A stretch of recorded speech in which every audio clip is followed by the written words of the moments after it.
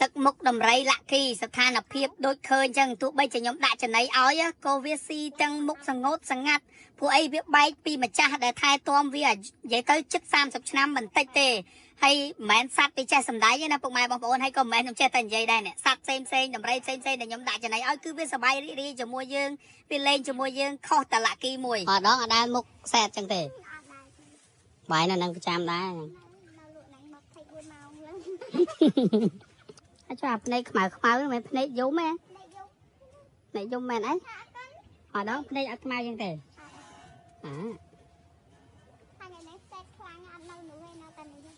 អត់ទៅខាងនោះទេបើហៅដល់បាក់ហៅមកហៅអត់មកហៅកំរងមកឲ្យដល់លួងដល់វ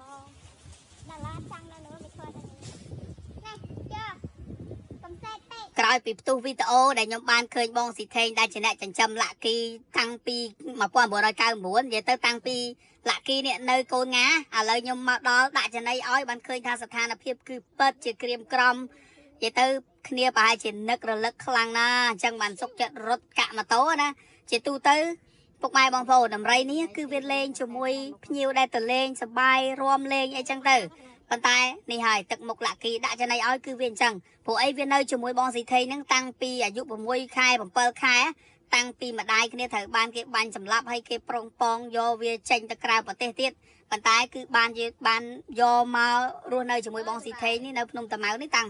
1999ជិតទៅយូរណាស់ចឹងមកថាអនុស្សាវរីយ៍វាច្រើនហើយនេះគឺជាដំរីមួយផ្សេងទៀតឈ្មោះអាចម្រើនដែលវាស៊ីចំណីអីលេងជាមួយយើងធម្មតាយើងដាក់ចំណីឲ្យគឺវាឡើងត្រោងយកចំណីជាមួយយើងលេងជាមួយយើងខុសតារឿងដំរីលាក់គីនឹងមួយឯងគឺវាកុំច្រឡំថាសត្វវាចេះសម្ដែងហើយពុកម៉ែបងប្អូនដូចយើងឃើញទឹកមុខអាភ្នែកខ្មៅអីហ្នឹងគឺបង្ហាញមកហ្មងហើយនេះចាណាមក្មេងដំរីតូចដែលមានអាយុ2ឆ្នាំជាងហើយដូចលំផាត់អីនេះតែគេល្បីទឹមថ្មីហ្នឹងគឺពីការបៀបជើងមានរបួសអីហ្នឹងដោយសារតែដាក់អន្ទាក់ដាក់អីចឹងទៅអញ្ចឹងដំរីនៅក្នុងភ្នំតាម៉ៅគឺវាសប្បាយរីករាយធម្មតាខុសតលាក់គីនឹងមួយទេអញ្ចឹងបានថាការបែកគ្នានេះគឺខ្ញុំមិនដឹងអាម៉េចអាម៉ាទេអញ្ចឹងសង្ឃឹមថាវីដេអូមួយនេះចេញទៅថ្នាក់លើគាត់រកវិធីសាស្ត្រដោះស្រាយបែបម៉េចខ្ញុំមិនដឹងដែរព្រោះខ្ញុំគ្រាន់តែដឹងថាស្ដាយធនធានមនុស្សព្រោះបងស៊ីថេងគឺគាត់នៅជាមួយភ្នំតាម៉ៅនេះតាមឮតាំងពីឆ្នាំ95មើលថែសត្វដំរីច្រើនមានបទពិសោធន៍ច្រើនហើយមិនមែនមានតែបងស៊ីថេងទេអ្នកមើលថែដំរីផ្សេងទៀតបងដែលគាត់ជាមដំរីមួយដែលជាឪរបស់ដំរីមួយគឺសិតតែជាធនធានដែលគាត់មានបទពិសោធន៍យូរឆ្នាំហើយគាត់ណាបងស៊ីថេងគាត់ចាស់វសាអញ្ចឹងហើយបានថាស្ដាយអញ្ចឹងសង្ឃឹមថាខាងអង្គការមានដំណោះស្រាយណាមួយអីចឹងទៅព្រោះអីអ្នកមើលថែម្នាក់គឺស្រឡាញ់សត្វណាដូចបងកុសលបើតាមខ្ញុំចាំឈ្មោះគាត់ណាគឺគាត់ស្រឡាញ់សំផាត់ណាមួយ